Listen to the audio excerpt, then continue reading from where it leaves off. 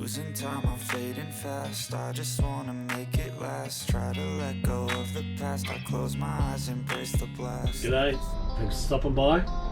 You know, one of the things that quickly becomes apparent when you start travelling around in your caravan and that is just how many different accessories and gadgets you can actually purchase to improve the quality of life in the van. Some of them are probably less beneficial than others, to say the least. But some of them, they really do become essential parts of your gear. Now in this video, I wanted to look at the iCheck tyre pressure management system. I know there's a lot of videos out there already on the tyre pressure management system, but there are a few things that I've found that I thought would be really helpful to share, things that I wish I knew before I actually purchased it. So come and join me as I share my experience of the iCheck tyre pressure management system. Now when we first heard about this, probably 12 months ago, someone was telling me about it, how they found that it was an essential part of their gear. That when you're travelling along, to have something that alerts you to the fact that your tyres are starting to deflate or something might be wrong, overheating, it's got a few different uses. So I thought, oh well, that probably sounds alright for us, because so far since we've been on the road we've had 2 punctures, that's it. But both times, because I didn't get to it quickly enough, I've actually damaged the sidewall of the tyres to the point where you couldn't really use them anymore. So I had to actually replace the tyres. One of them was less than a month old when it happened. Alright, so let's have a look at the iCheck tyre pressure management system. Alright, what's in the box? Instruction manual, might pay to read that. Non-slip pad for the monitor to sit on in the car. 12 volt charging plug. The monitor.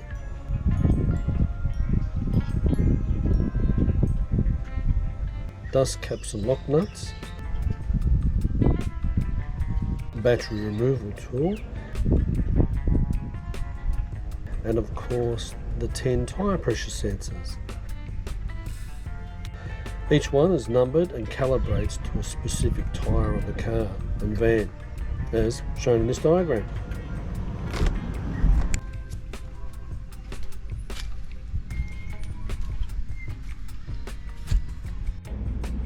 Let's go. First the dust cap.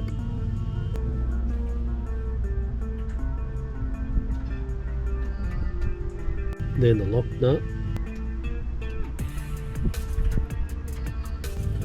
The sensor. Well, I can see this is going to take a bit of time. They're not the quickest things to put, especially when you've got to tighten up each lock nut. Rinse and repeat.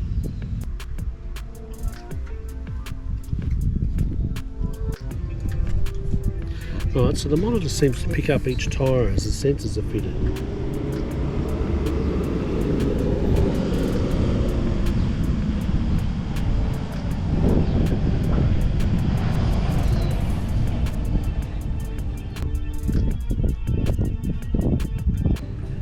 Now for the van.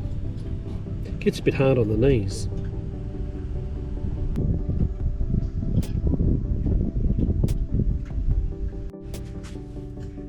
Number 8. 2 more to go.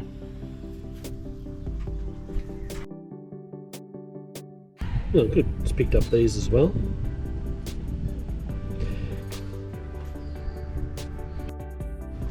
Alright, that's the last of the van. There we go, it's picked up all the tyres now. Finally, the spare. Remove the Beyond the Grey Oz tyre cover. Don't forget to like and subscribe. Lastly, to find a spot in the car for the monitor. So I've mounted it up here on the dashboard. It's on a non-slip pad. It's sticky, but it doesn't stick to the dashboard at all. So you can lift it off, but it's not going to slide anywhere. It's quite solid in there. Just switch it on, away we go. It's got a solar panel facing at the front, so hopefully when the sun's on it, it keeps charging up.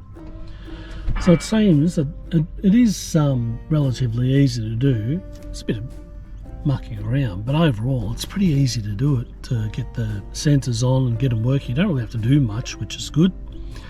Yeah, big test will be, see how it goes and if it works. It did cost a bit. I think it was nearly $400 for the unit, so I'd want to save a couple of tyres. It's money.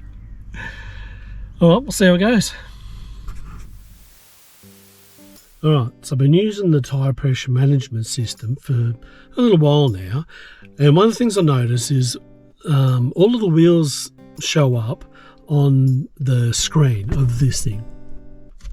They all show up as we're leaving. So I plug the van in and hook it up, and then as you roll along they all fire up, which is fine. But I did notice that as you drove, the longer went on, some would drop out. So it sort of defeats the purpose, because it's not really monitoring the pressure of the tyres. It was always on the van that they were dropping out. The spare on the van would drop out, and a couple of the wheels on the van would drop out, and a couple of them would be still fine. And then we'd stop again, and then it'd pick it up. Anyway, so I rang up tyre pressure management system and explained the situation. Now, interestingly, he knew straight away what the problem was. He said that the distance is too far from the tyres to the unit.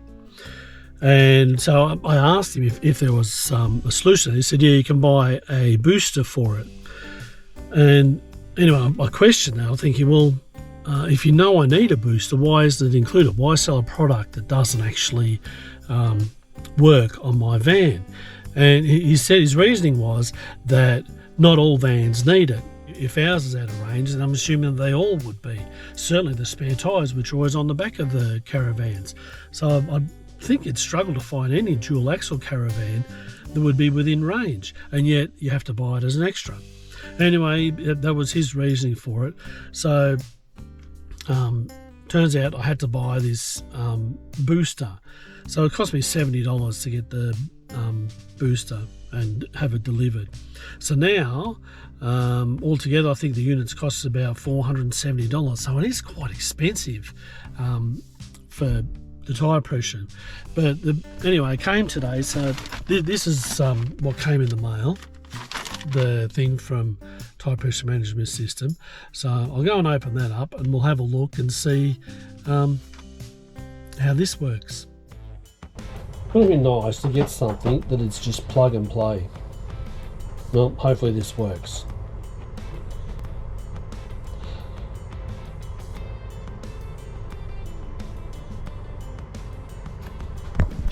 Alright, we've got a signal booster and some clips. Now it turns out that the booster is designed to connect to a battery. iCheck seems to assume that you'll have a battery somewhere between the van tyres and the monitor in the car. So I had to come up with a solution to the problem of the wheels being more than 8 metres from the sensor, and I didn't have a battery in between it anywhere to plug the booster into. So the idea I came up with was getting a 12 volt plug, like one of these cigarette lighter type ones, that I could actually plug the booster into. Now in the back of the car I've got a couple of 12 volt plugs that I could plug one of these into. Alright, so I've been up to Super Cheap Auto and bought a 12 volt plug, and what I want to do is to be able to connect the booster to a 12 volt plug in between the sensor and the tyres of the caravan to try and boost the signal to see if it will hold its service. So I managed to get hold of one from Super Cheap Auto, one of these things, and it's got a couple of connectors on it, and we're going to connect it to this thing, the booster, and then plug it in, and in the wings of the back of the car here I've got a couple of 12 volt plugs. So plug this in to one of these,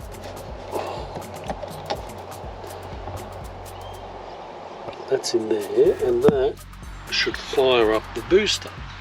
So if we get in here we can see that, not sure, can you see that's lit up? So it looks like it's ready to go. And what I'll do is I'll sit it up here in this section of the car. I'll pop a bit of Velcro on the back of it so it sits up here nice and firmly, and when the car's running it'll be fine. So it should work alright. See how it goes. The connections, I mean, I'm no electrician, but I've just managed to connect the wires together with electrical tape, joining the two lots of wires together. Seems alright. I can tuck them into the wing here. Tuck them in the wing just in there. Sort of just, I might tape it up here somehow so it just connects to the panel there. Should technically resolve any issues I have with the signal strength from the sensors on the tyres in the caravan to the sensor in the car. So it seems that the 12-volt plug in the back of the car is working fine to power up the booster, which means that it's now getting a better signal on the monitor directly from the sensors on the wheels in the caravan.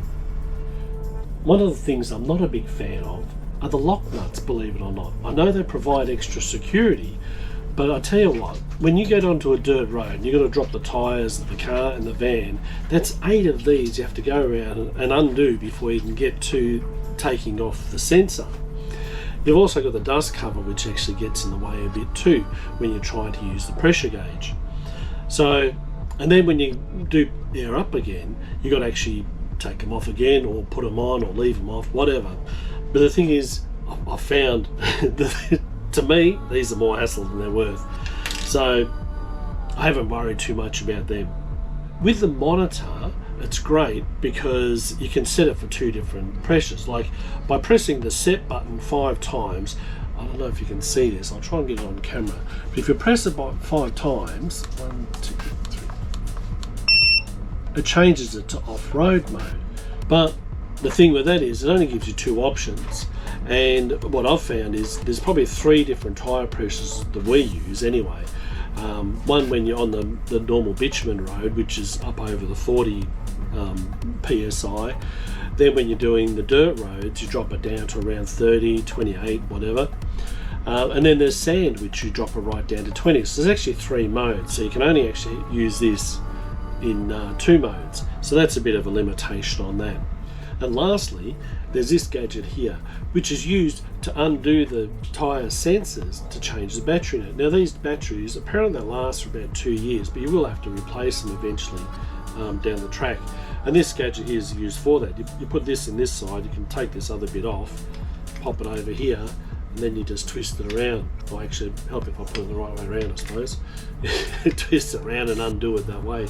I'm not going to bother unsealing it now, but that's the idea behind it, is you just twist it and open it. So that's a handy little gadget to have for it as well. Alright, so having said all that, I still find that the tyre pressure management system is a good concept, it's a good idea. I haven't had to use it yet, so I haven't been able to test its effectiveness, but from what I can gather, if it saves me 1 tyre, it's pretty much paid for itself. So it'll be worth it. We did meet someone on the road once who actually said that their tyre pressure management system, they had the same one, and it alerted to them one of their tyres on the van going flat, so it stopped them sort of shredding the tyre, I suppose, which was a great thing. Hopefully that was helpful and you found that information useful. If you have any questions about it, hit us up in the comments. Other than that, thanks for stopping by. See you next time. Bye for now.